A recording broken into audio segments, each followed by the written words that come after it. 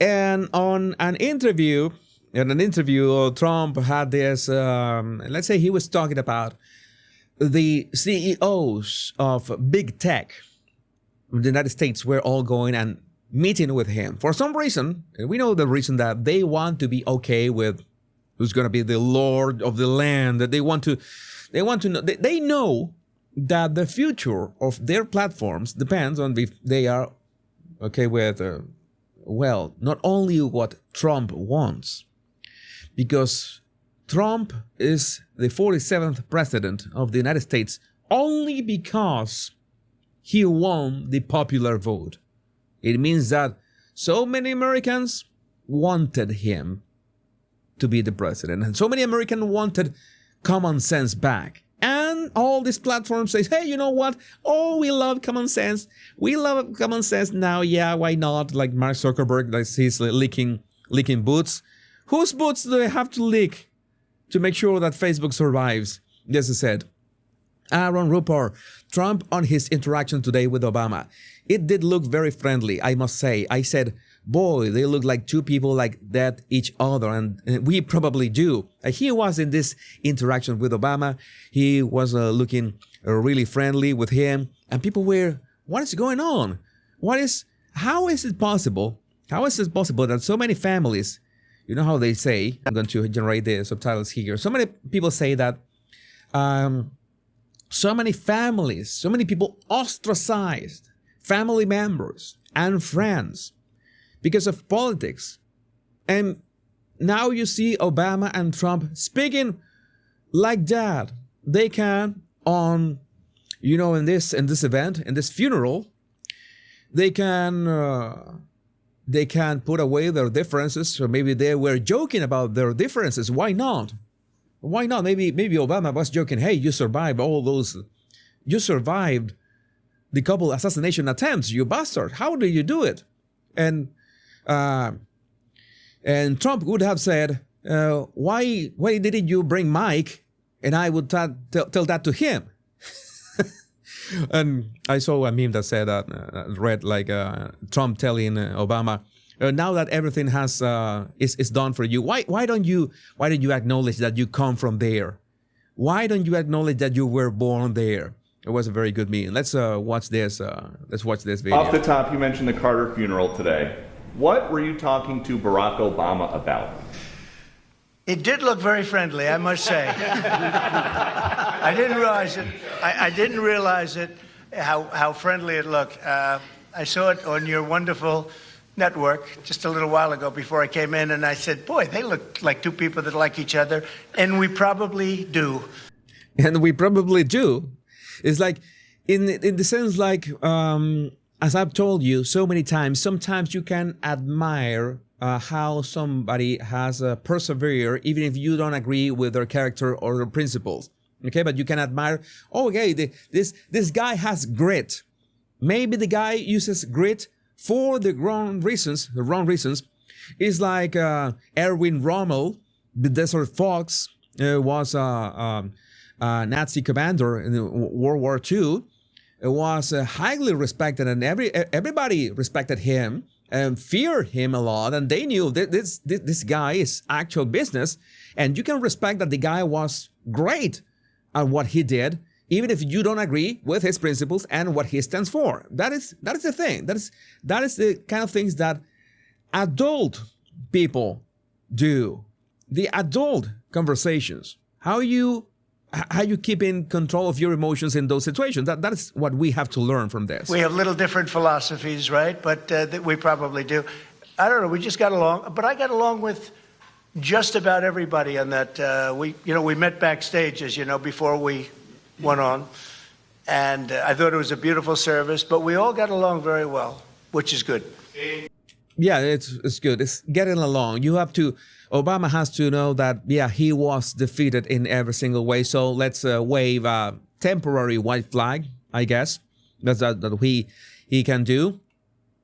Also, reporter, a lot of CEOs, including some who censor you, have been coming down to Mar-a-Lago to basically kiss the ring. Have you changed, or have they changed? Trump, perhaps we've all changed. We won the popular vote. I think that created respect. And this was an interesting exchange. But first, I want to. I thought, okay, this is what the one. We've been watching over the last couple weeks. A lot of CEOs, including some who censored you 4 years ago, have been coming down here basically to kiss the ring. Did they change or did you change? Well, maybe we all changed. I think they've gained a lot of respect. I think they looked at the mandate that we got. As you know, we won the popular vote, as I said. We won all 7 swing states. They said, well, if Trump would win, I had to win 3 because I had a lot of early voting going on, and we had to win 3, and we won all 7. And we won them by a lot. We didn't win them by a little. We won them by a lot. And we won the popular vote by a lot. I think that had an effect. Yeah, the effect is that these CEOs realize that their users are that people, and they voted and choose Donald Trump for a reason, and not because all these stupid arguments and narratives that the left wanted to smear him with, like all the lawfare as well that we talked about earlier. And they say it's like Jeff Bezos, that before the elections, that he decided to not support Kamala Harris, and that pissed off a lot of people. But he had the numbers. That Amazon had the numbers of how many Trump Vance flags people were buying, and he said, no, we cannot support Kamala, not this time. I also think it's like, let's get something done. You look at what happened with Facebook today and yesterday, what they announced. That was a big concession from them. I mean, they went from I call them the unlock boxes. They call them lock boxes. I call them the unlock boxes because they seem to be unlocked a lot of times. But you went from the unlock boxes into a statement yesterday that's really talking about free speech. What a difference that is. And so we appreciate that. But I think they've gained a lot of respect. We've had everybody. Jeff Bezos came, Bill. This was a clip that people were joking about. I need to highlight this because, of course, you know that it was fun to hear. Everybody. Jeff Bezos came, Bill Gates came, Mark Zuckerberg came. Many of them came numerous times. The bankers have all come. Everybody's coming. Everybody's coming. Yeah, you know that new meme unlocked. They I was going to say something. I better not say what I was thinking, but let's continue. I haven't had anybody saying anything bad about me. I'm not used to it. But what I notice is that every time Trump talks about not only he could talk about the Democrats like in an abstract way, and he can attack the Democrats, but sometimes it's like when Kamala was in debt, the $20 million in debt, he said, well, let's help them get out of that debt. He's not, when he says that there's not a day of reckoning coming, I think that he means it, especially in the way that he addresses everybody. It's great.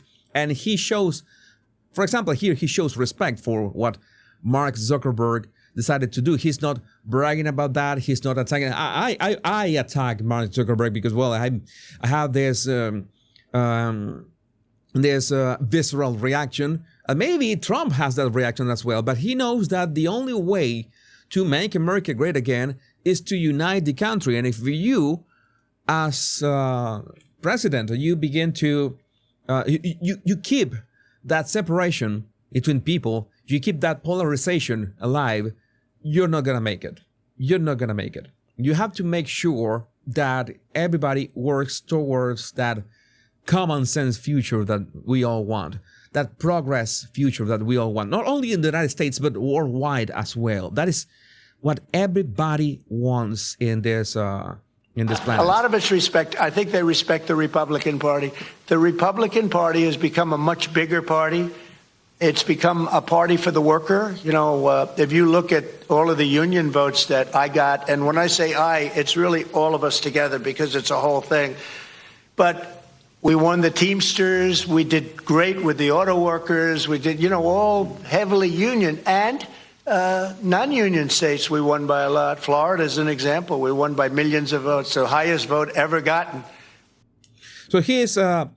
Notice how he's trying kind of justify the actions of these CEOs. He's not saying, "Oh, they're coming because they're afraid. Oh, they're coming because they want to kiss the ring." No, he's trying to turning the conversation to the actual American people. Maybe they realize it's like turning away the conversation away from himself. It's not because I am in charge. It's because he's mentioning all the people, all these organizations that back him. He's trying to not make this about himself. For someone who talks a lot about himself, and he always says that, "Oh, I am the best at this and best at that." Maybe that was during the campaign, but right now he knows that the next step is to unite the country. And I agree wholeheartedly. This was a lesson that many people should learn very quickly. I don't think Democrats are going to understand that lesson at least for 8 or 12 years, because all they can think of is being polarized. That's why they're gleefully calling him convicted felon, even if that is going to change something about his mandate, if that is going to make their lives better. None of that is true. But it's the kind of battles that the left like to fight. It's like, "Oh yeah, we feel better just calling your names. That's why you lose." But I would like to know, what do you think about this in the comments? So let's highlight your wonderful live chat in today's show. And